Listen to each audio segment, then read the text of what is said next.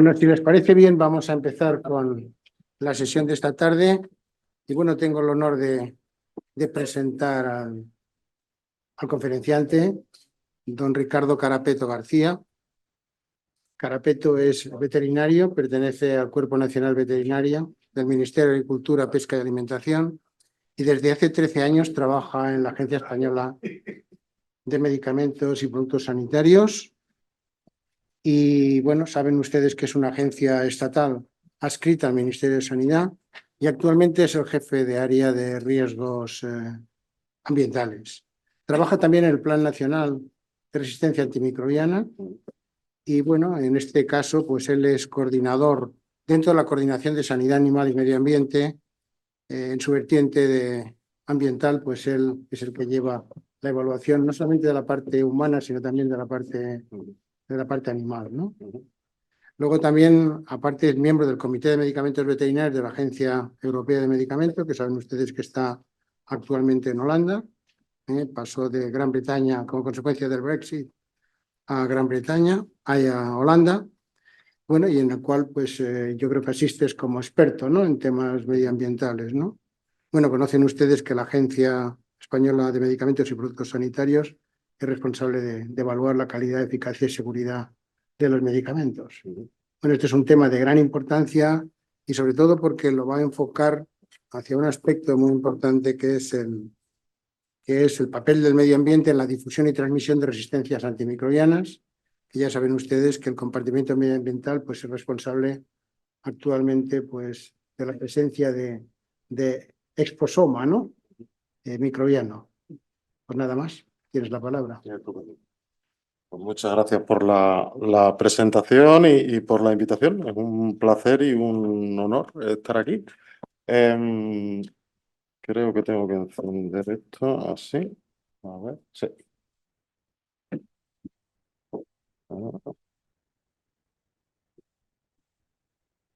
¿Dónde tengo que apuntar para que pasen las...? Quizá lo he apagado. Las flechitas, para que pases las flechitas. Ahora, vale. Aquí para apuntar, ¿no? De acuerdo. Pues resistencias, medio ambiente y resistencia es un desafío pendiente. Así que la disertación, la charla, consistirá en hablar y tratar de contextualizar el tema de las resistencias y el papel en concreto que cumple el medio ambiente en su difusión y transmisión.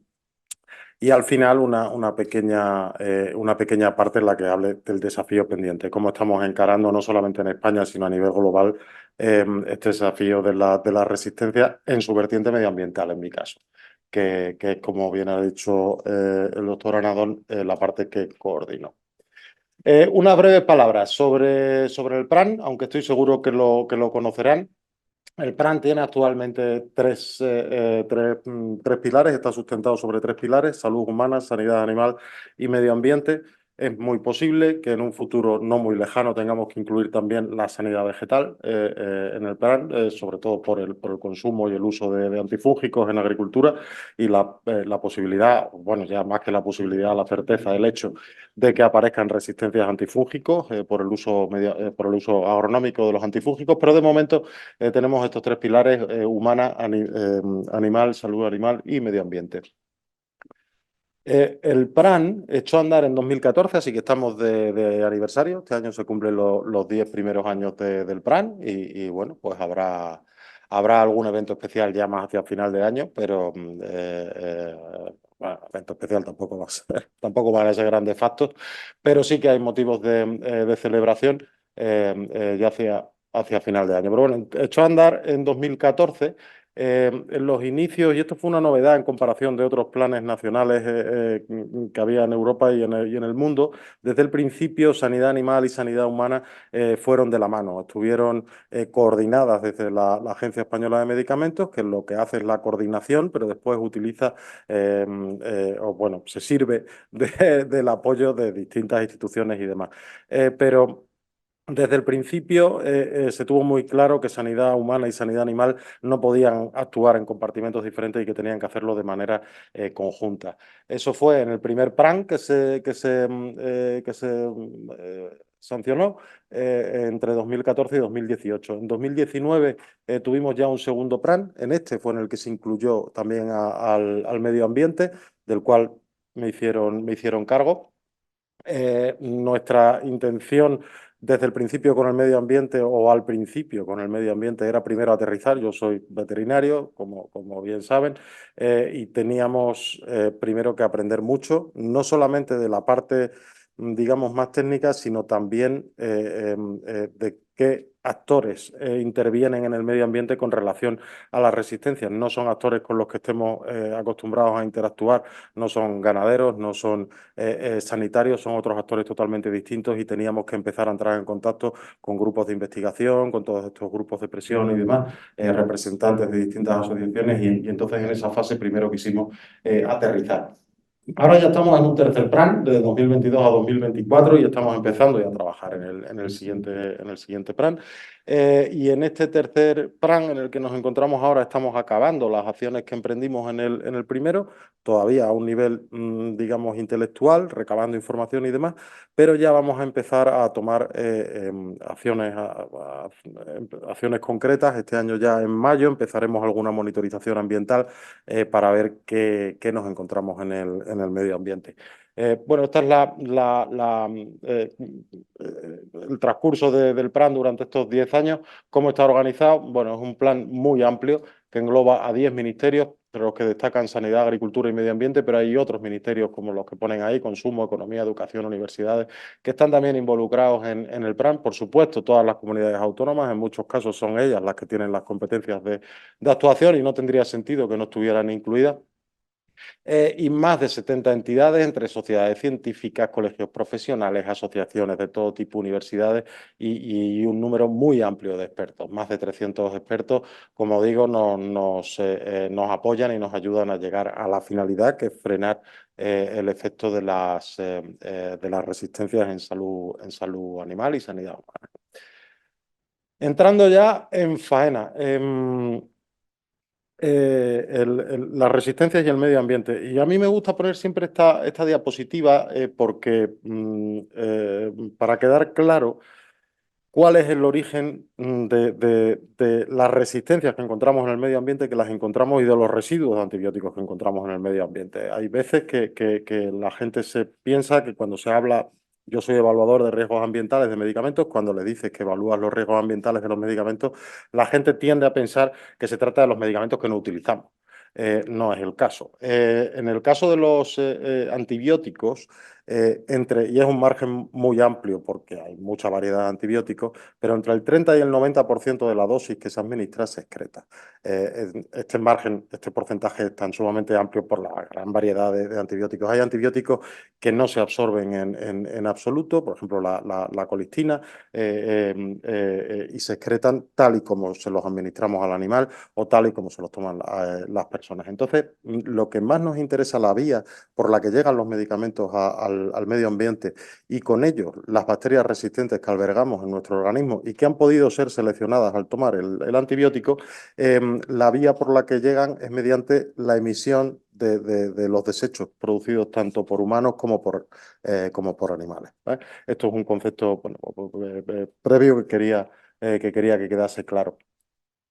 Sobre 3 pilares, diría yo, que se asienta la forma en la que estamos abordando el problema de las resistencias en el medio ambiente.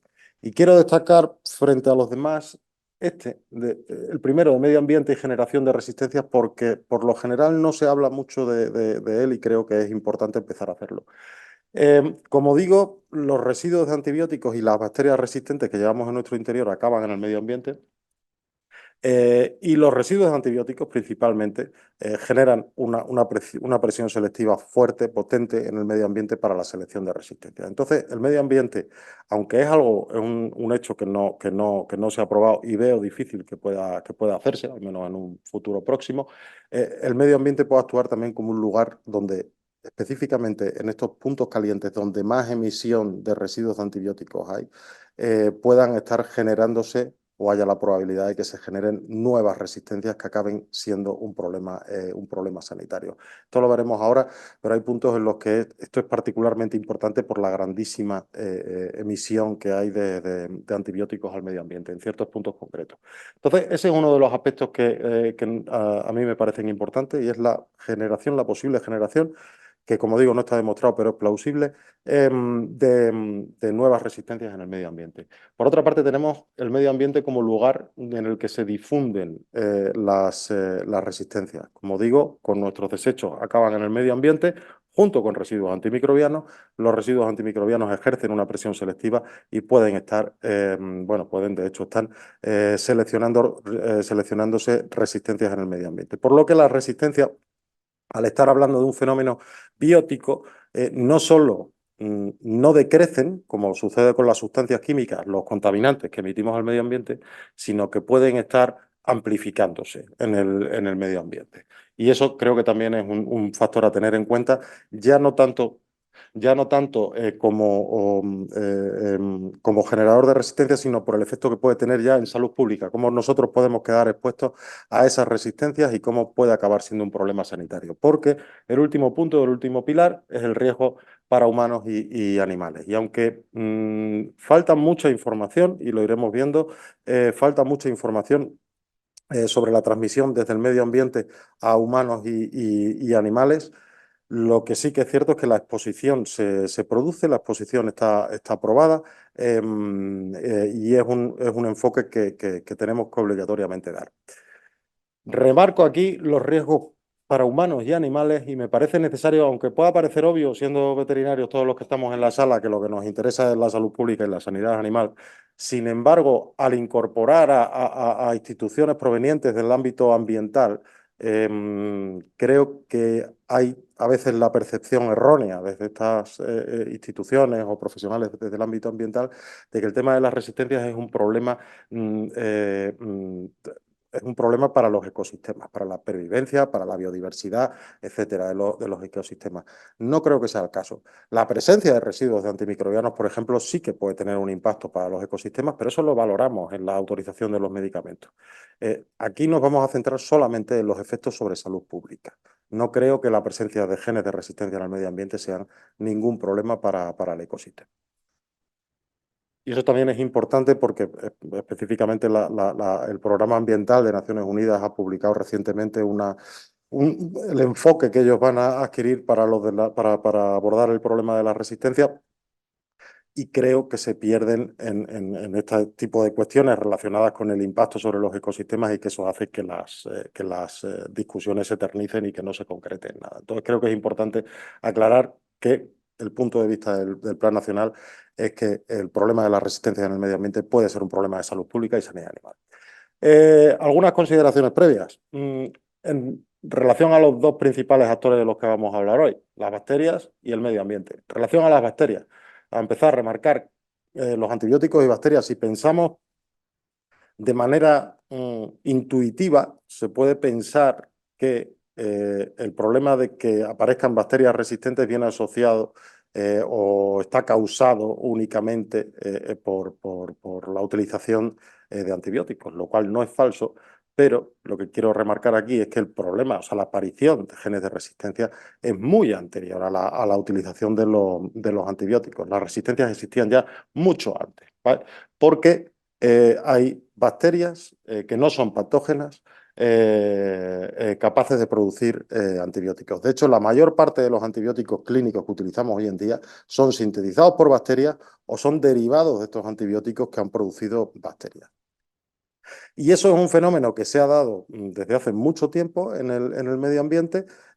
Hablamos de bacterias que están implicadas en la degradación de materia orgánica en el suelo, bacterias telúricas, que no son patógenas y sin embargo producían antibióticos. Como es natural, yendo al segundo punto, de los genes de resistencia, una bacteria que en algún momento es capaz de producir antibióticos para competir con otras bacterias que hay en el medio, tiene que tener también genes de resistencia que le permitan defenderse frente a los propios antibióticos que la bacteria esté produciendo. Eso es bastante obvio. Y aquí es interesante ver que esto no solamente es una hipótesis de trabajo, sino que se han encontrado genes de resistencia en permafrost extraídos en el estrecho de Bering y en Siberia. Se han encontrado genes de resistencia que está datado entre 15 y 50.000 años.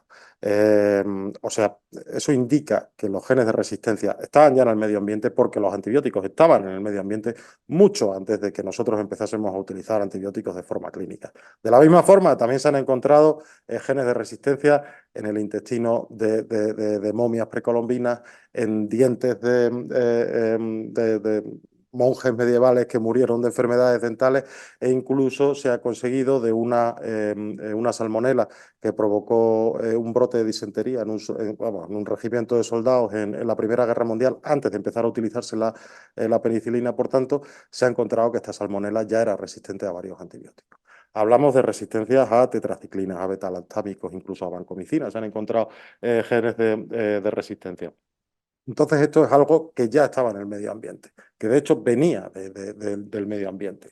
Así que vayamos a donde vayamos del medio ambiente a coger muestras, no vamos a saber los genes que encontremos de resistencia si provienen de contaminación, de ruido de fondo, digamos, de bacterias que los tienen naturalmente, o de genes de resistencia que nosotros hayamos aportado. Es importante, una vez una bacteria tiene el gen de resistencia, ¿cómo lo transmite? Por supuesto, lo transmite de forma vertical a toda su progenie. No sé si progenie aplicada a una bacteria está bien aplicado, pero bueno. Y después de forma horizontal, que es donde más nos puede preocupar, porque eso hace que se difundan entre distintas especies bacterianas los genes de resistencia mediante los plásmidos, como el que tenemos aquí, o las bacterias son capaces incluso de tomar fragmentos de ADN que se encuentren en el medio con genes de resistencia e integrarlos dentro de su cromosoma. Coste biológico. Hay autores que dicen que, claro, la capacidad de las bacterias de captar genes de resistencia no es infinita, porque el portar estos genes de resistencia va a tener un coste para la bacteria. Cada vez que se vaya a multiplicar y producir otra bacteria, tiene que multiplicar genes completos, y eso le hace tener un coste. Y después, cada bacteria que tenga estos genes de resistencia, al sintetizar las proteínas, al codificar las proteínas que codifican estos genes, van a tener también un coste biológico. Y eso limita un poco la capacidad o la competitividad de las bacterias que captan muchos genes de resistencia. Sin embargo, otros autores dicen que el coste biológico de multiplicar el ADN cromosómico no es tan grande, y que muchos genes de resistencia sucede que cuando lo captan la bacteria, un nuevo gen de resistencia, al principio lo expresa mucho, suponiendo un gran coste para la bacteria, pero según va pasando el tiempo, esta expresión va disminuyendo de tal manera que tiene el gen de forma silente esperando a necesitarlo. Si fuese ese el caso, entonces las bacterias no tendrían tanto coste biológico. Pero bueno, quería poner aquí un poco los dos puntos de vista. Y la segunda pata, el medio ambiente.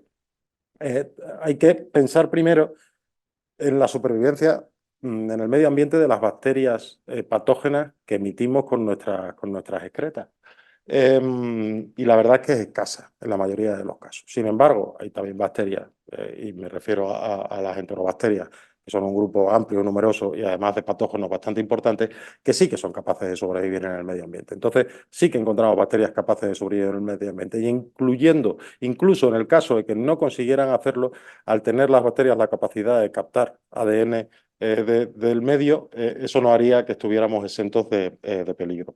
Determinantes de resistencia, me refiero con ellos tanto a las bacterias resistentes como a los genes de resistencia que portan y que pueden estar en el medio perteneciendo a bacterias no viables. Eso es importante porque los estudios de PCR que cuantifican genes, lo que no desconocemos es la viabilidad de esos genes, pero como digo, la presencia de los genes ya supone un riesgo por la posibilidad de las bacterias de tomarlos del medio.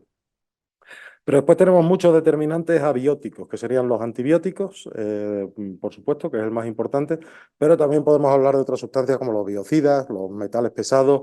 Bueno, hay un amplio número de contaminantes que son capaces de seleccionar también para resistencias, pero nosotros nos centramos en los antibióticos, genes de resistencia y bacterias resistentes. Y por último, hablar un poco de la presión selectiva. Como comentaba, la presencia de antibióticos y de genes de resistencia está desde hace miles de años presente en bacterias ambientales, que lo utilizaban para competir entre ellas por los recursos. Esta batalla interminable que las bacterias tienen, bueno, y todos los seres vivos tenemos compitiendo por los recursos. ¿Cuál es el cambio que está sucediendo hoy en día? Que utilizamos muchos antibióticos. Antes era algo residual que producían las bacterias de manera escasa para pelear las unas frente a las otras. Ahora los utilizamos en mucha cantidad y que ahora las bacterias que están sometidas a esa presión selectiva tan fuerte son bacterias patógenas. Ya no son bacterias ambientales que no son patógenas como las que comentaba antes. Ya hablamos de que estamos ejerciendo mucha presión selectiva cada vez que tomamos antibióticos sobre las bacterias, y eso da lugar a una movilización masiva de genes que en algún momento, y de hecho nos está dando problemas. Bien, ¿cuáles son las vías por las que los determinantes de resistencia, bacterias, genes y antibióticos, llegan al medio ambiente? Nosotros diferenciamos tres vías fundamentales: la vía industrial, vía urbana, que está representada por estas tres de aquí, y la vía agrícola ganadera, más bien, ganadera. La vía industrial quizás no sea tan relevante en España ni en la mayoría de los países de la Unión Europea, porque aproximadamente el 80% de los antibióticos que consume el mundo se producen en China e India. El 80%, muchísimo. Eso no quiere decir que no tengamos fábricas de antibióticos en España, las tenemos, pero en comparación con lo que se produce en China e India es completamente irrelevante. Y este es uno de los puntos calientes porque, provenientes de la limpieza de las máquinas y de los efluentes que producen, se vierten a ríos cantidades ingentes de antibióticos. En países donde además la legislación ambiental no es tan restrictiva como las nuestras. Entonces se hace un poco con poco control, para que no vamos a engañar. Se han publicado estudios donde se han tomado muestras en ríos, en entornos a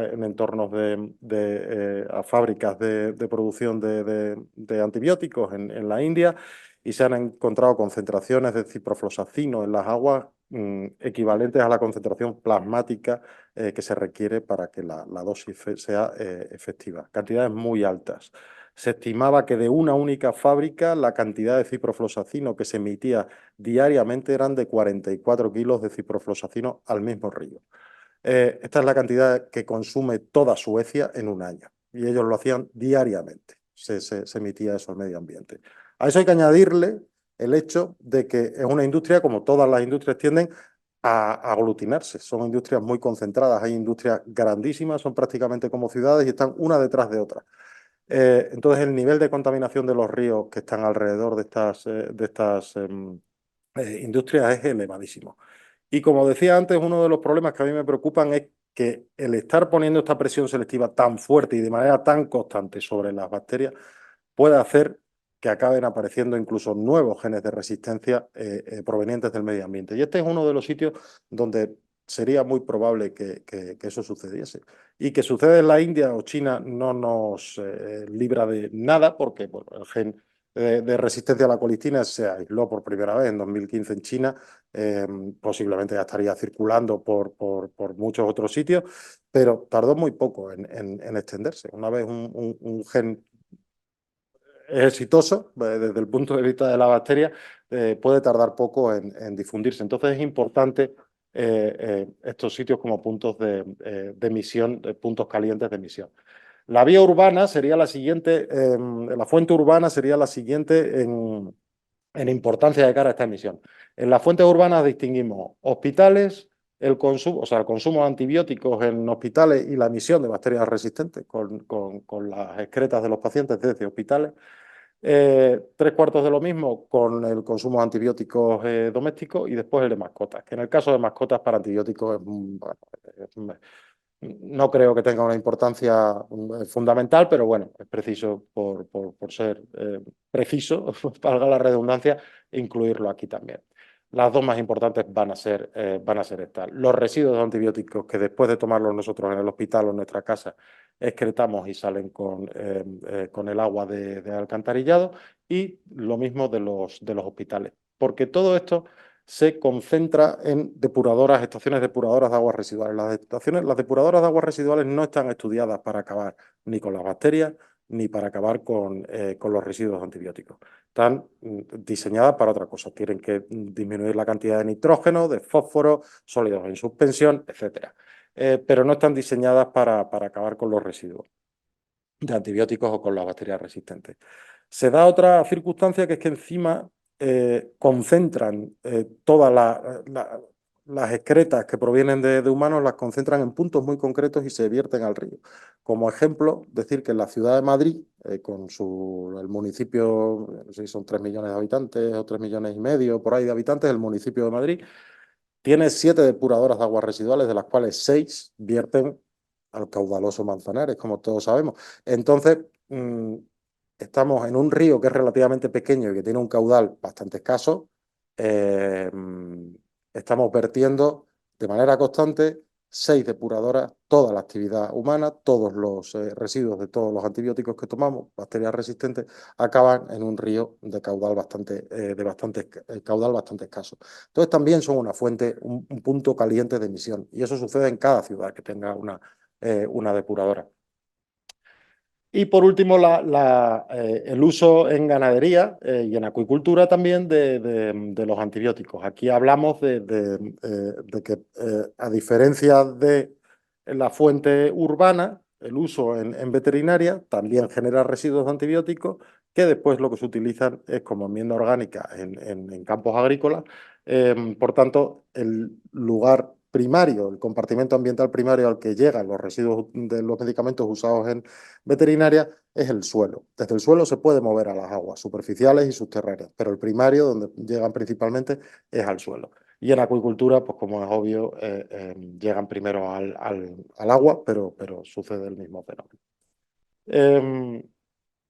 Bien, estas son las fuentes desde las que emitimos al medio ambiente. Ahora bien, como dije, lo que nos interesa a nosotros es el riesgo para la salud pública, para la salud pública y la sanidad animal. Y aquí tengo que reconocer que nos falta muchísima información. Entonces, lo que tenemos son los canales hipotéticos, los que se van llenando ciertos huecos de conocimiento, pero hay mucho todavía por hacer, los canales por los que el ser humano podría quedar expuesto.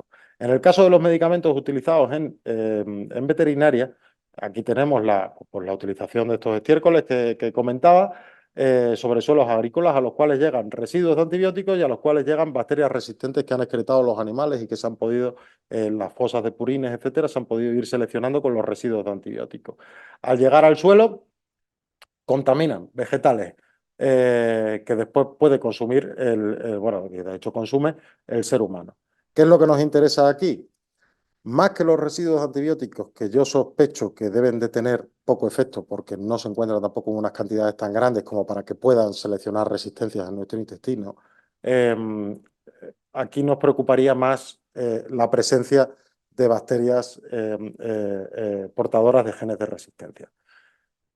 En ese caso, por supuesto, los alimentos cocinados dejarían de ser un problema y nos tendríamos que centrar en los alimentos frescos.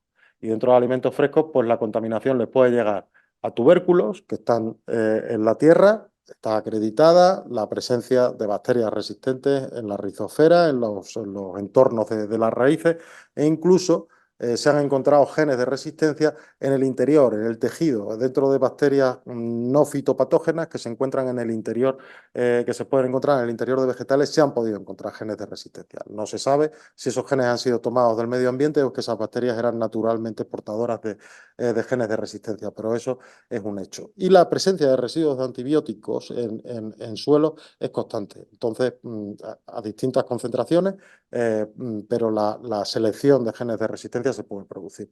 También nos interesan los vegetales de hoja, por supuesto, que pueden resultar contaminados o con el propio estiércol o desde el suelo, pues salpicaduras y demás.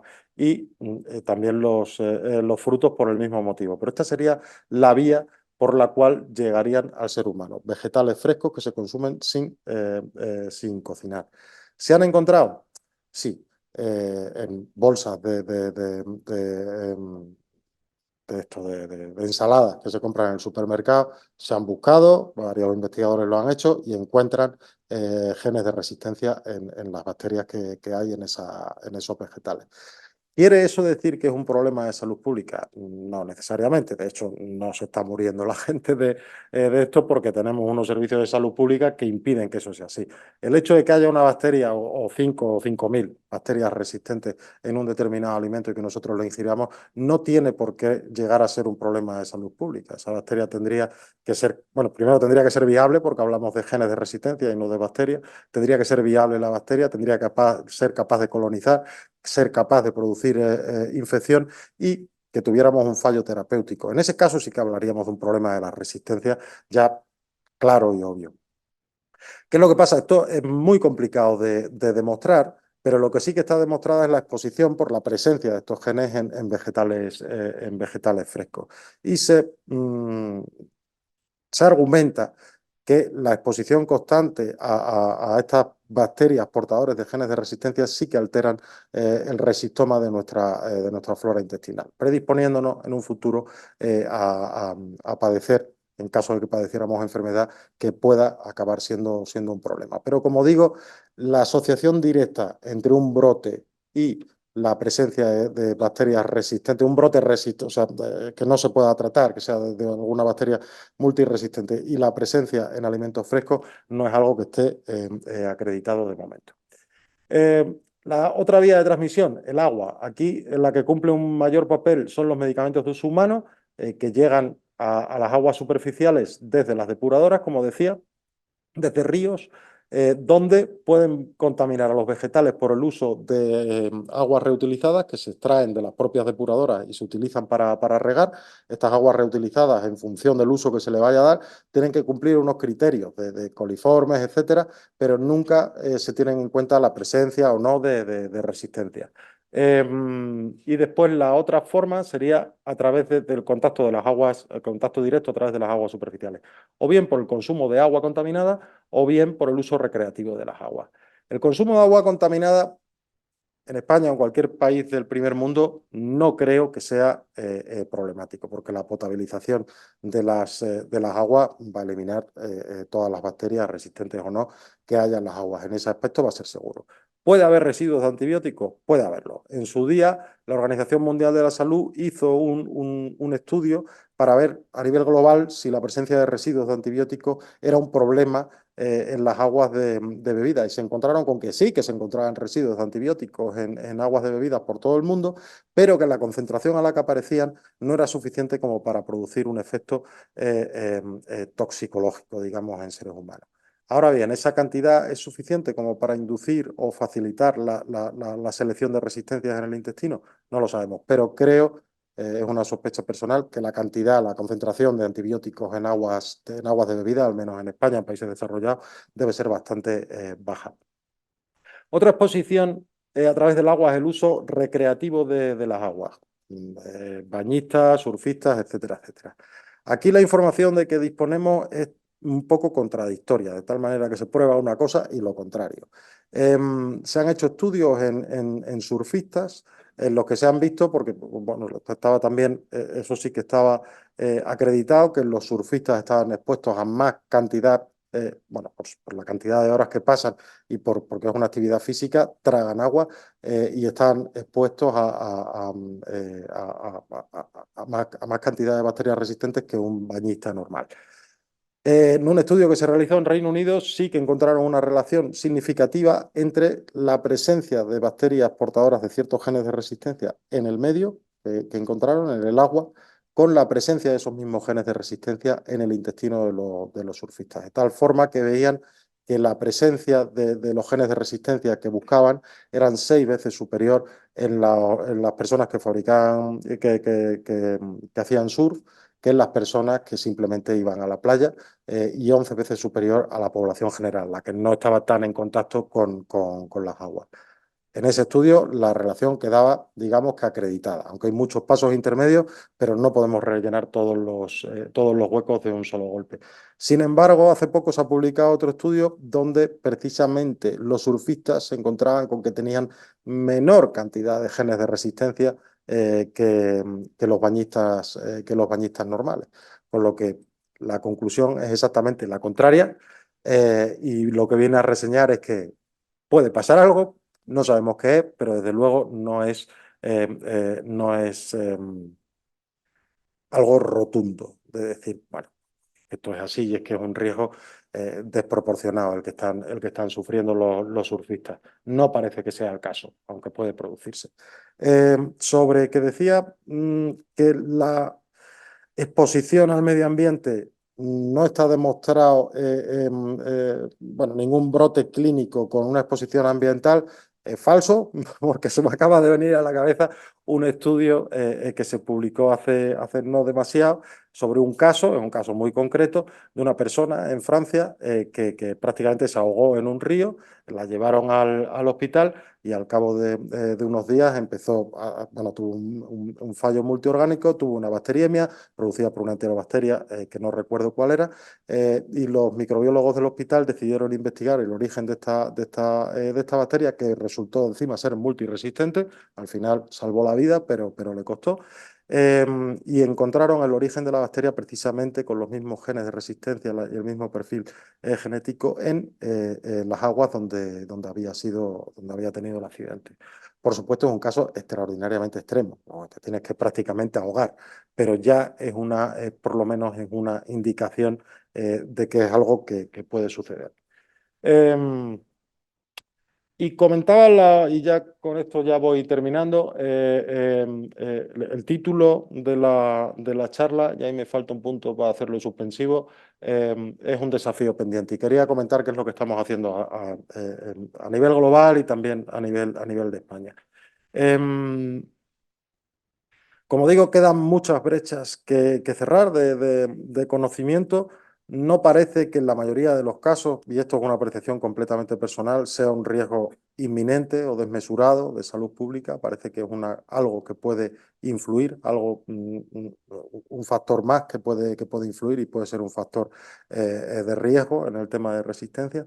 A mí me preocupa bastante la posibilidad de que se generen nuevos genes de resistencia en estos puntos calientes de emisión, y es algo a lo que no se le está prestando atención, y creo que eso es algo importante.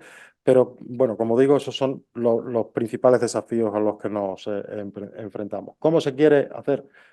Por una parte, la gobernanza. Le sonará el tripartito que formaron a nivel global la OMS, la OIE antigua y la FAO para luchar contra la resistencia. Se quedaron fuera la parte ambiental y hace, yo creo que 2 años, se invitó también a participar en este tripartito al Programa Ambiental de Naciones Unidas, la UNEP.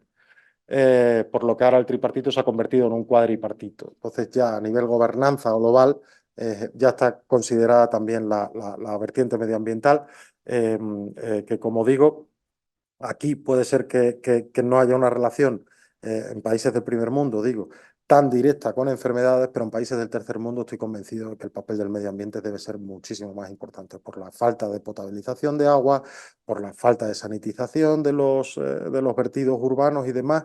Es muy posible que ahí el papel del medio ambiente tenga una importancia mayor.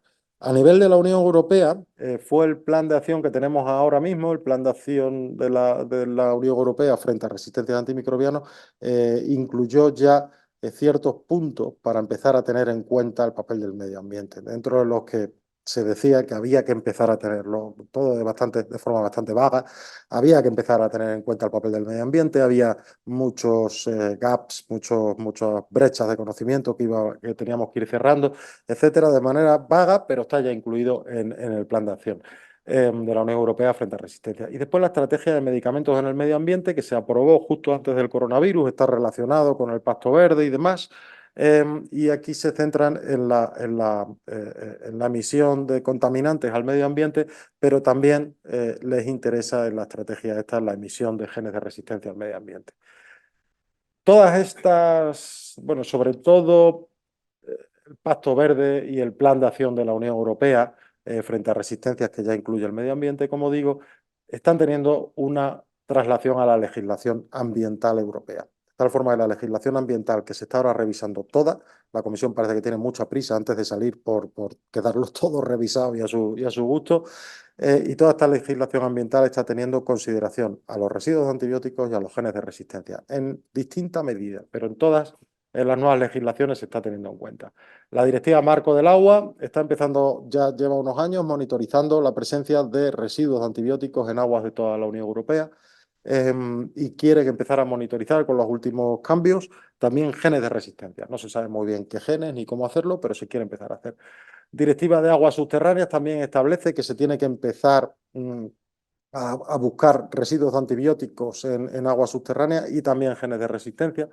Directiva de aguas residuales, que esta, si no se ha adoptado, tiene que estar a punto de hacerlo. Esta es bastante revolucionaria porque establece, como decía antes, las depuradoras de aguas residuales no están diseñadas para destruir antibióticos ni acabar con los genes y las bacterias resistentes. Pero esta nueva directiva establece que en ciudades de más de 150.000 habitantes tendrán que disponer de tratamientos que eliminen los residuos de antibióticos, de medicamentos en general y de antibióticos en particular. ¿Qué pasa? Que eso tiene un coste. Y ahí es donde está lo revolucionario de la directiva. En aplicación, yo creo, también es una opinión particular, creo que es un error, pero en aplicación del principio el que contamina paga, el 80% de los gastos asociados al establecimiento de estos nuevos tratamientos para las plantas en ciudades de más de 150.000 habitantes, el 80% los va a tener que pagar la industria farmacéutica y la industria cosmética, porque son los principales productores de contaminantes que llegan a las aguas residuales. Y el 20% lo paga la sociedad. Bueno, son directivas que están ya ahí, hay alguna más, no las he querido poner todas por no ser exhaustivo y ya acabo con la parte de investigación. Hay muchos proyectos de investigación en curso, tratando de cerrar todas estas brechas de conocimiento de todo lo que desconocemos del papel del medio ambiente, pero destaco aquí dos proyectos, bueno, porque estamos implicados nosotros, ni más ni menos, del PRAN, y hay muchos expertos del PRAN que están también metidos, que son la EU-WISH. La EU-WISH es un proyecto que ha echado a andar este año, con la idea, si recuerdan, durante la pandemia se empezó a hacer la monitorización de coronavirus en las aguas residuales pues para tratar de establecer paralelismo epidemiológico. Como se vio que aquello funcionó, se quiere expandir el uso de esta monitorización desde aguas residuales a patógenos de importancia clínica y eso es lo que va a hacer esta acción conjunta que financia la Comisión Europea del EU-WISH. Entonces aquí se habla de hacer monitorización también de polio, me parece que también de gripe, discutir si se pueden meter más patógenos y se van a meter también las resistencias antimicrobianas. En veterinaria sí que disponemos de datos de resistencia a microbianos de poblaciones sanas, por los programas que tenemos de vigilancia, pero en humanas no. En humanas tienen un sesgo importante cuando hablan de las resistencias que hay en la población humana, porque siempre se hace sobre población enferma, son de los aislados del hospital. Entonces, claro, población en la que espera encontrar resistencia. Datos como los obtenidos en aguas residuales nos darían una idea de cuál es el estado de genes de resistencia de la población general. Y por último, la HAMRAI 2, que es la segunda parte de una acción conjunta muy ambiciosa de la Comisión, que está relacionada con todos los elementos de los planes de acción y que trata pues, de mejorar la vigilancia, trata de mejorar la difusión de conocimientos entre los profesionales, cerrar brechas de conocimiento, explorar la investigación de nuevos antibióticos, un proyecto muy amplio y ambicioso. Y como digo, hay más proyectos, estamos involucrados en algunos que han puesto en marcha investigadores y universidades y demás, pero he destacado estos dos por la dimensión que tienen y porque estamos implicadas administraciones. Los otros son más destinados a investigación. Y yo creo que me he pasado algún minutillo, pero bueno, conclusiones. Medio ambiente es actor y receptor. Las resistencias llegan ahí, pero también se pueden generar en el medio ambiente. De hecho, provienen del medio ambiente inicialmente. La exposición de humanos a bacterias, a genes de resistencia desde el medio ambiente está demostrada. Lo que no se sabe es la implicación inmediata que pueda tener en salud pública o a largo plazo. El riesgo, por tanto, para humanos existe, pero de momento es un riesgo muy difícil de cuantificar.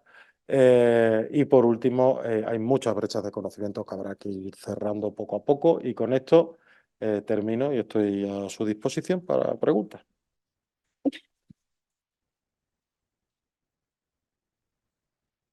Muy bien, Ricardo. Gracias por la presentación, sobre todo por el tiempo, ¿eh? Tiempo bien ajustado. Y bueno, ha estado muy bien estructurada y muy bien comunicada. Y a continuación vamos a abrir la discusión, la conferencia. Sí, el doctor Tresguerres. Bueno, felicidades. Ha sido una presentación, a mí me ha aportado mucho. Realmente es algo que tenemos conocimiento todos, pero la verdad es que cuando te lo explican y ves un poco por dónde van los distintos tiros, es un tema muy importante. Mi pregunta es un poco por dónde van los tiros desde el punto de vista de la, digamos, descontaminación en los centros correspondientes, como en las grandes ciudades, etcétera, para eliminar la acción de esos antibióticos. ¿Qué es lo que se hace? ¿Es un tratamiento químico? ¿Es un tratamiento físico? ¿Qué rayos ultravioleta? ¿Qué es lo que se hace realmente? Porque no tengo ni idea de por dónde pueden ir los tiros. Sí, hay muchas técnicas desarrolladas. Por supuesto, tienen que ser coste efectivas porque bueno, cada una tiene un distinto precio. De las que más se hablan son de ultrafiltración, ozonización y, como decía usted, bien decía, tratamientos con luz ultravioleta para reducir la carga bacteriana. Y la ozonización y ultrafiltración parece ser que son más efectivas para reducir los residuos de antibióticos y otros medicamentos. Pues por ahí es por donde van las cosas. Pero es cierto que algunas de estas técnicas pueden ser bastante costosas, ¿eh? Pueden ser bastante costosas. Y además esta directiva de aguas residuales que comentaba también quiere ser efectiva a la hora o eficaz a la hora del consumo energético y de que la aplicación de nuevos tratamientos no conlleve un consumo energético desmedido. Y ahí, hablando con ingenieros que están dedicados a estas cosas, es donde me dicen, dice, ahí patina, porque es que cualquier nuevo tratamiento que incluya va a suponer, en función del tratamiento que sea, más coste o menos coste, pero todos suponen un mayor coste económico y energético. Pero bueno, pues por ahí es por donde van las cosas. Tratamientos físico-químicos y también algunos físicos. Gracias. Sí, doctor Guijarro.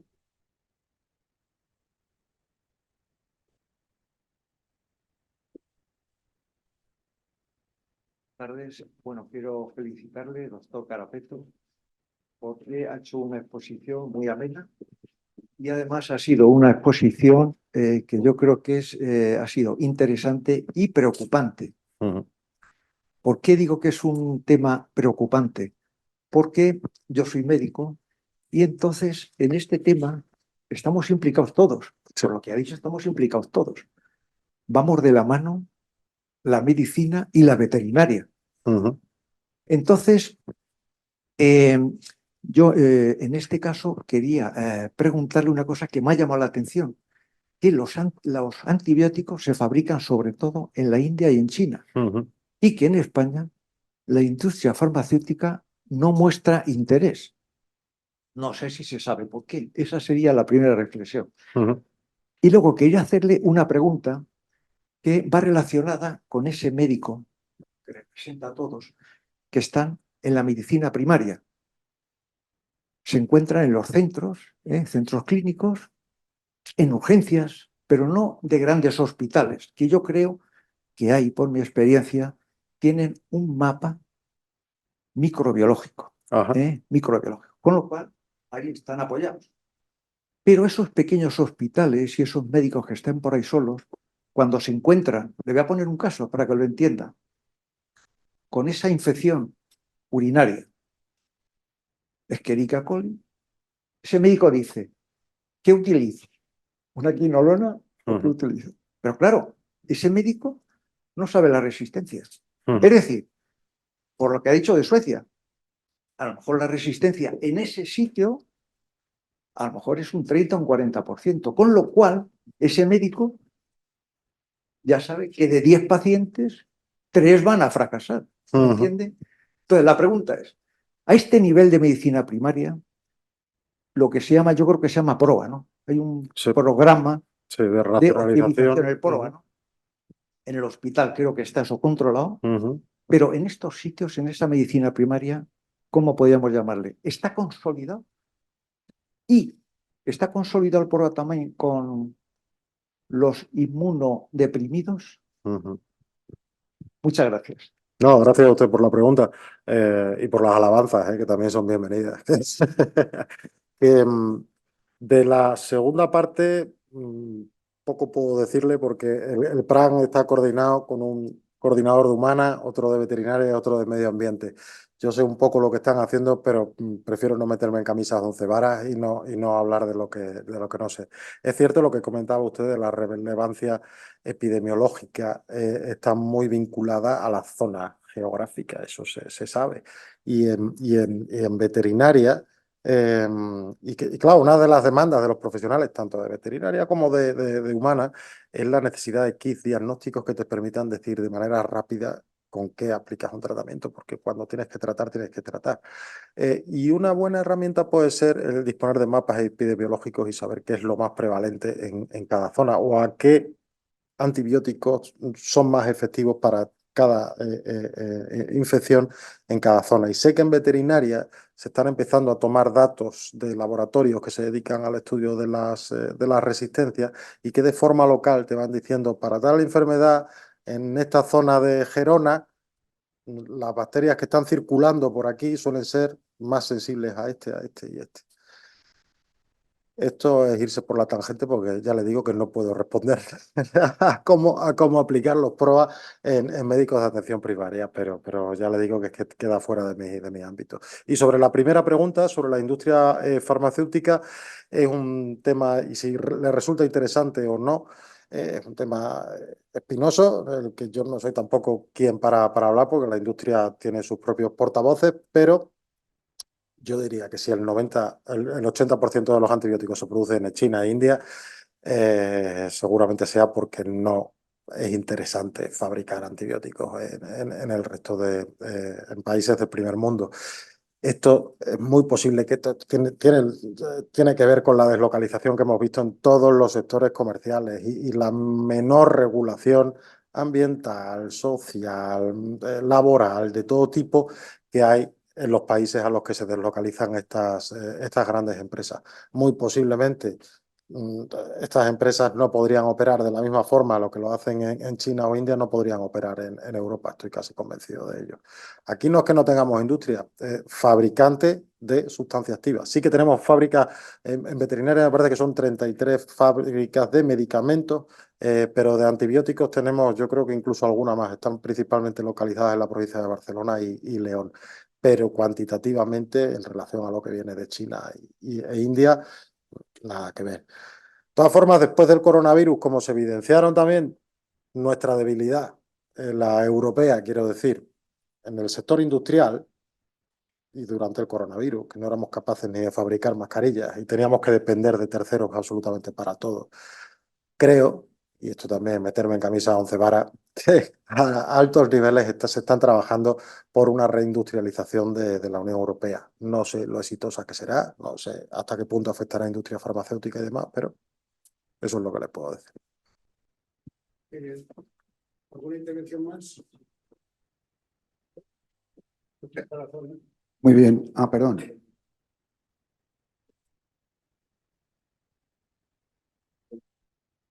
Pues mis felicitaciones al compañero Ricardo Carapeto, que además tiene una calle en Badajoz, que le sepáis. Yo estuve director del pecuario de Badajoz algún tiempo. No es mía, no es mía, es de mi bisabuelo. Era un pariente seguro, ¿no? Sí, de mi bisabuelo, sí. Bueno, me ha encantado la conferencia porque es un tema súper debatido, o sea, espinoso, ¿no? La pregunta que yo te haría, primero, ¿cuándo crees tú que se podrá saber con cierta aproximación la importancia, la repercusión en salud pública del vertido de los antibióticos en arroyos, ríos, y que realmente, claro, pues van a la planta la consume la especie humana, y a partir de ahí, ¿cuándo crees tú que podríamos saber realmente la repercusión con consecuencias de este punto? Esa es la pregunta que quería hacerte. Y luego te haré otra. Pues sobre ese creo que es algo en lo que se puede tardar mucho.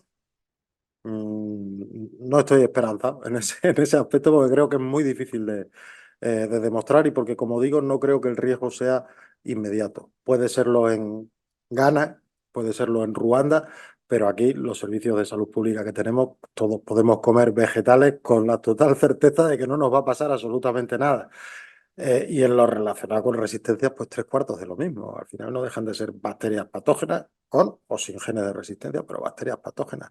Y los servicios de salud pública, la forma en la que se produce, todos los controles y el buen hacer del sector primario hacen que estemos bastante protegidos por ahí. Cuestión distinta es cómo se puede alterar nuestro resistoma, nuestro individual, por la exposición constante a pequeñas cantidades de bacterias que, sin ser patógenas y sin desembocar enfermedad, vayan alterando el resistoma de nuestras bacterias intestinales. Y eso también veo que es muy difícil de demostrar. Entonces se llega ya al punto, al dilema en el que dices, ¿hacemos algo o no hacemos nada? Porque si te pasas el día esperando a resultados, pues probablemente no haces nada, no hagas nada. Nosotros vamos a empezar, como dije, una vigilancia en medio ambiente este año, una cosa pequeñita a nivel piloto, y queremos ir viendo qué es lo que hay realmente aquí en España, ir afinando un poco más el tiro y tratando de colaborar humildemente en cerrar estas brechas. Pero de momento estamos lejos. Yo te agradezco mucho la respuesta, porque no muchas veces, hay veces que se tira la piedra y se esconde la mano. Es decir, se dice que hay una zoonosis transmisible terrible en el sector porcino, pero lo que no se dice es que las consecuencias reales a nivel epidemiológico en salud pública de semejante germen es cero. Entonces, claro, cuando tú dices que no tenemos que tener miedo en este momento porque los servicios de salud pública son eficientes, yo me tranquiliza muchísimo y creo que la segunda parte de tu intervención, lo que yo te he preguntado, es importante. ¿Por qué? Porque también lo que ha dicho el doctor Guijarro hace un rato, en relación con el médico que se encuentra aislado y que tiene que prescribir un antibiótico y no se sabe si ese antibiótico es o no causante de una resistencia, ¿no? En este sentido, ¿no? Hablo como veterinario y como, de alguna manera, productor de cerdos, ¿no? Casi siempre se habla de que el sector porcino, el vacuno, la ganadería en general, no son respetuosos con el tema de la resistencia antibiótica. Y yo quiero señalar aquí que en España hoy tenemos una legislación en la cual no se administra, no se suministra ni un solo antibiótico sin que haya una prescripción, es decir, una receta por parte del veterinario. Eso lo sabemos todos, ¿no? Sí, sí. Eso es así, ¿no? Y en segundo lugar es importante también señalar que hay una legislación que impide el sacrificio de animales matadero si no se ha esperado, si no se ha cumplido el periodo de espera. Con lo cual, en general, los animales que van al matadero, pues lógicamente van sin posibilidad de llevar antibióticos, ¿no? Lo que ocurre también en muchas ocasiones, en mi opinión, es que cuando una persona en una casa se pone enferma, va a la farmacia y le suministran una cajita de 50 sobres de amoxicilina 500. Se lo da al niño y cuando el niño se ha curado, se pone enfermo la hermana. Y entonces, sin antibiótico alguno, sin antibiograma, sin realizar ningún antibiograma, se le suministra al hermano 3 o 4 o 5 o 7 sobres de la amoxicilina 500 que iba para el hermano, pero que no le ha funcionado. Podría ser por ahí, y no se dice en muchos casos, que las consecuencias de esto impliquen resistencias antibióticas, o sea, es así, ¿no? Pero no exclusiva y únicamente por el sector primario, sino fundamentalmente también por lo que yo estoy comentando, que creo que de alguna manera puedo tener razón, y es lo que te quería comentar. Gracias. Bueno, sobre el último punto, bueno, todos hemos visto películas americanas en las que vas a la farmacia y te dan la cajita con ¿cuánto le han recetado? 14 comprimidos, pam, pam, pam, 14 comprimidos. Y así ya no tienes riesgo de prolongar ni de retrasar los tratamientos. Tomas lo que te han dado y ya está. No es el caso de España. Creo que en Reino Unido también lo hacen así. Y es algo de lo que recuerdo que se habló al inicio de la crisis de 2008 para reducir el gasto farmacéutico. Y la resistencia en este caso la resistencia de la industria farmacéutica fue feroz. Entonces, no sé si, bueno, a corto plazo es algo de lo que se vaya a hablar, pero sí que es cierto que sobran medicamentos y, bueno, todos hemos tenido experiencias personales en las que, bueno, pues pasa. Gracias, Quintiliano. A continuación tiene la palabra el doctor Tarazona. Muchas gracias. Enhorabuena por la presentación. Ha sido muy clara, me ha encantado. Además, la diferencia que hace entre la evaluación de riesgo del antibiótico como una sustancia química frente a la evaluación de riesgo de la resistencia a antibióticos y que hay que separar perfectamente. Me han surgido muchísimas preguntas. Yo trabajo en evaluación de riesgo de sustancias químicas y, por lo tanto, la comparación inmediatamente surge. Pero voy a hacerles solo 3 preguntas que me parecen que son importantes para este debate. La primera, como consecuencia de la actividad humana, lo que tenemos son bioreactores, básicamente un tratamiento secundario de una depuradora, que lo que necesita es una actividad biológica muy fuerte, precisamente para degradar materia orgánica. No termina siendo un bioreactor. Un balsa de purines donde tenemos también mucha materia orgánica con un contenido microbiano importante también. ¿Existe información sobre si en esos reservorios con gran cantidad de materia orgánica y gran concentración de bacterias es posible que sí que exista transmisión de genes de resistencia entre diferentes bacterias? Porque en medio ambiente hay poco, pero ahí ya está mucho más diluido. Ahí tendremos unos reservorios mucho más importantes. Sí, existe constatación de que exactamente al haber tantísima actividad biológica, porque encima se fomenta la actividad biológica y al ser un punto en el que se concentran muchas bacterias, genes de resistencia y también residuos antimicrobianos, está constatado que aumentan el número de copias de genes de resistencia. Y sin embargo, en veterinaria, no sé si en balsa de purines hay algo, pero en veterinaria el compostaje sí que se ha visto que reduce muchísimo, muchísimo por las temperaturas, sobre todo, que alcanza la masa que se composta, reduce mucho la cantidad de bacterias resistentes, es lo que le puedo decir. Muy bien, perfecto. La otra pregunta está en relación con los escenarios que ha planteado, escenarios sobre todo de cara al riesgo para salud humana.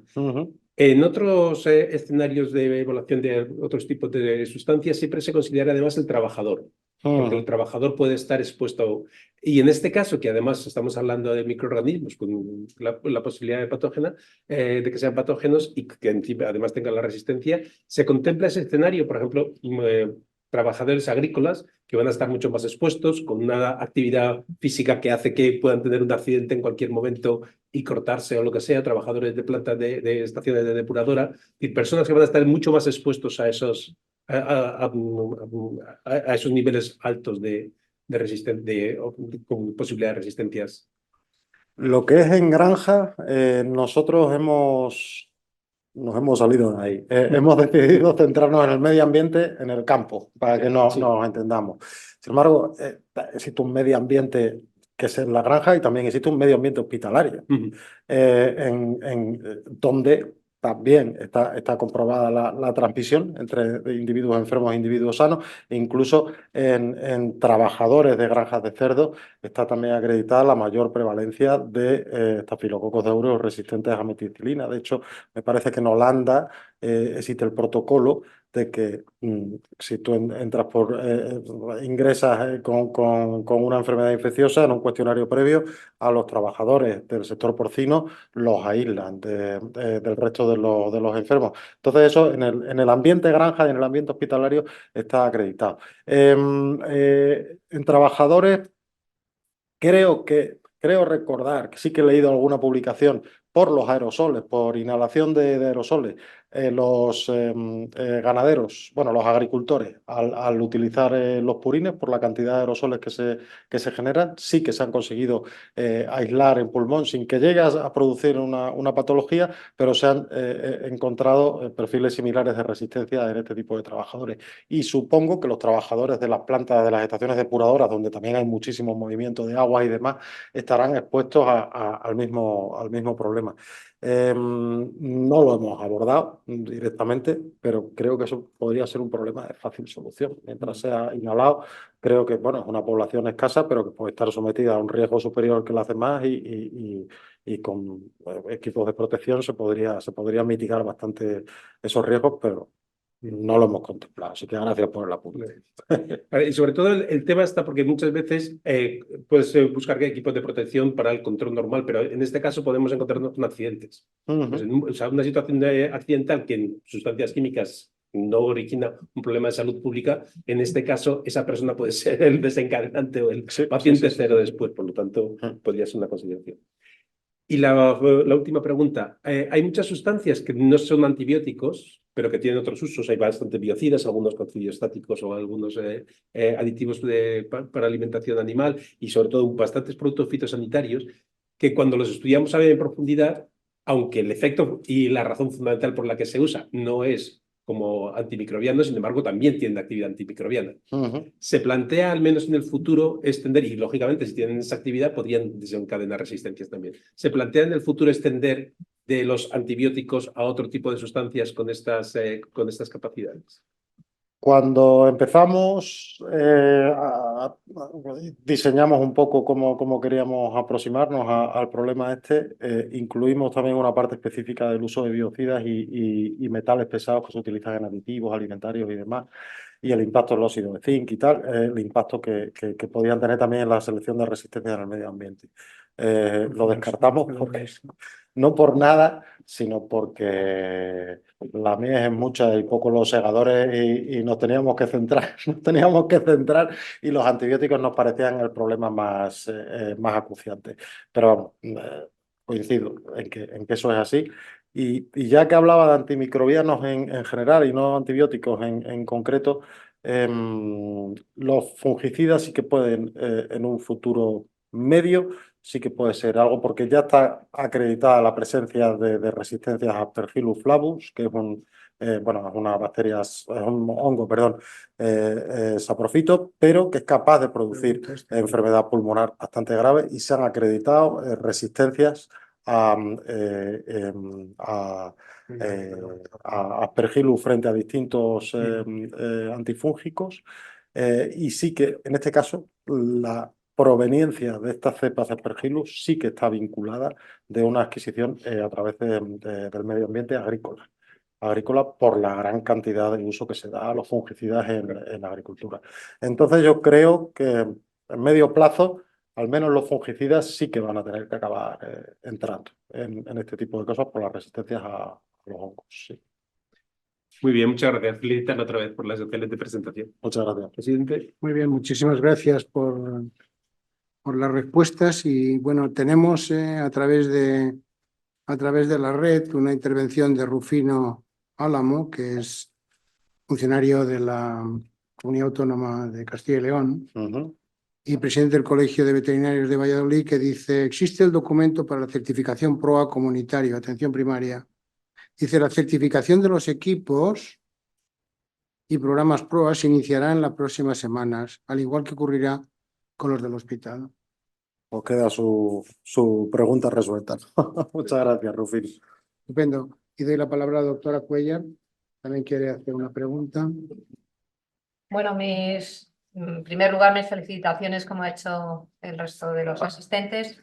Y yo vuelvo otra vez a una cuestión que se ha planteado sobre la fabricación de los antibióticos, que el 80% es en China e India, que yo creo que nos ha impactado bastante a todos.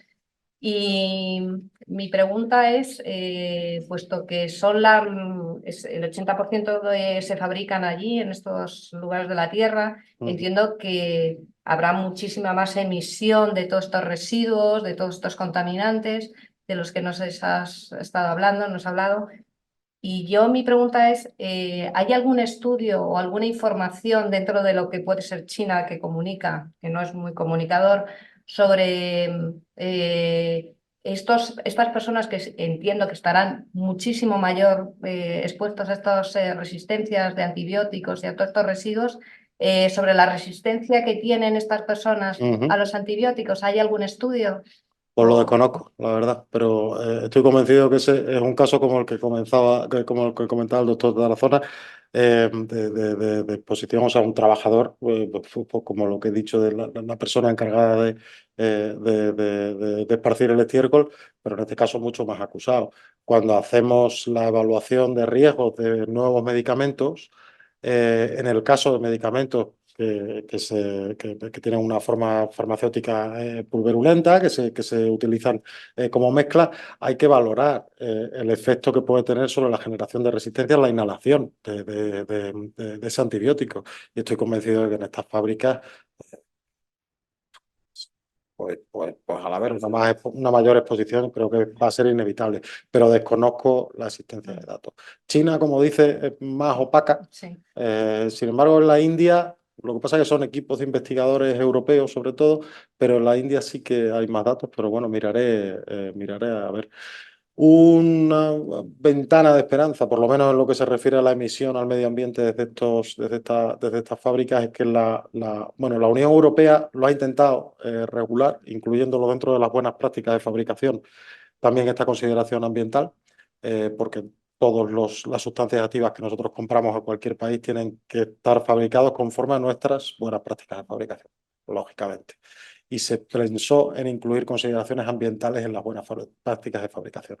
Pero se veía que era muy complicado, muy caro, los inspectores nuestros no tienen información para comprobar que se estaba aplicando y al final podía ser un problema de interferencia, porque tú puedes exigir la fabricación conforme a unos estándares, aduciendo que tú quieres un cierto nivel de calidad en los medicamentos que le vayas a dar a tus ciudadanos, eso es razonable. Pero si tú dices, también quiero que te fijes en lo que emites a tu medio ambiente, te pueden decir, eso es problema mío. O sea, eso no es problema de Europa, como tenga yo mis ríos. Entonces yo creo que esas dos cuestiones hicieron que se frenase. Pero las Naciones Unidas, que también tiene, la OMS, perdón, que también tiene buenas prácticas de fabricación, sí que está empezando a incluirlo como recomendaciones, ciertas consideraciones ambientales. Entonces, bueno, algo se empieza a mover por esa parte. Muchas gracias. Muy bien, pues me toca clausurar la sesión. Muchísimas gracias por la exposición. Me ha gustado la estructura de la exposición, sobre todo cuando has hablado de creación de resistencias, difusión de resistencias y riesgos para humanos y animales. Y sobre todo la parte más importante, que efectivamente lo que preocupa más en aquellos productos, sean antibióticos, sean antiparasitarios, que no se absorben y que alcanzan altos niveles en el medio ambiente, ¿no? Donde los productos se metabolizan, sobre todo los productos químicos, y las bacterias pues persisten y los genes de resistencia persisten, ¿no? Sí.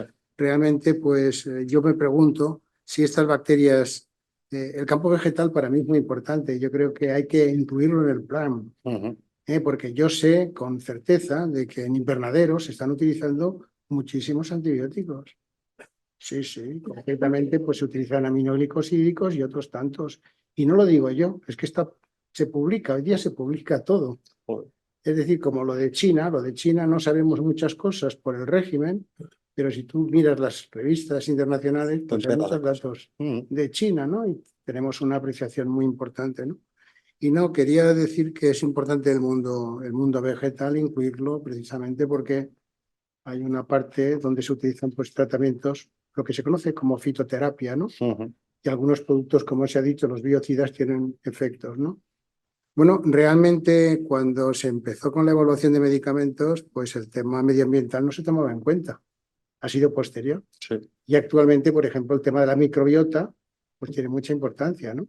Es decir, que hay presión de selección por la utilización de sustancias antibióticas sobre bacterias internas o externas. Y yo me pregunto si estas bacterias que son viables vegetales no pueden por un fenómeno de coselección adquirir genes de resistencia. ¿Pero cuáles? Las bacterias vegetales. Como tenemos... Ya se está hablando mucho de los metales pesados, por ejemplo, los metales en general, ¿no? Que ayudan a la coselección, ¿no? Se encuentran en bacterias no patógenas, pero que existen sobre los vegetales e incluso en sus tejidos, se encuentran genes de resistencia, pero esto es porque vayas donde vayas, vas a encontrar residuos antibióticos. Si tú te vas a cualquier suelo agrícola y tomas una muestra, vas a encontrar residuos antibióticos. Están ahí de manera constante. Y eso, pues lógicamente, acaba transfiriéndose los genes a bacterias que no son patógenas y que son ambientales, y ahí están. Y luego, pues el control de las resistencias pues es caro, ¿no? Hay que poner en marcha todas las administraciones públicas y realmente pues hablar ya de aguas subterráneas son palabras mayores, ¿no? A ver Sí. cómo se pueden hacer las tomas de muestras en aguas subterráneas, ¿no? Porque posiblemente las aguas subterráneas sean sumideros de mantenimiento de genes, de bacterias resistentes y genes de resistencia, ¿no? Sí, estoy convencido de ello. Yo siempre cuento una anécdota personal. Tenemos, no sé si era una pregunta o... No, era un comentario, ¿no? Ah, bueno, pues Pero acabe bueno. entonces y después le cuento la anécdota personal. Muy bien, y no tenía nada más. Me ha gustado también la parte última de gobernanza, ¿no? Sobre todo que la intervención del cuatripartito, ¿no? Que entre ya el PNUMA. Yo creo que el PNUMA va a reactivar todo el tema medioambiental, ¿no? Sí. Yo creo que cuando hablamos de One Health, precisamente, pues yo creo que estamos en buena posición porque los que hacen, sobre todo los que hacen reglamentación, pues se dan cuenta de la importancia de reglamentar ya el concepto de One Health, ¿no? Para que nosotros tengamos presente a los administrados, pues que hay que poner en marcha pues ciertas investigaciones. Y nada más, pues yo le quería dar las gracias de nuevo. Espero que no sea la última vez que pueda intervenir en esta Real Academia. Y bueno, como recuerdo, le vamos a entregar pues un diploma de agradecimiento, que dice que la Real Academia de Ciencias Veterinarias de España otorga el presente diploma de reconocimiento a don Ricardo Carapeto García por su intervención en la sesión del día de hoy, con la conferencia titulada El papel del medio ambiente en la difusión y transmisión de resistencias antimicrobianos, un desafío pendiente, firmado por el secretario general del mismo. Muchísimas gracias.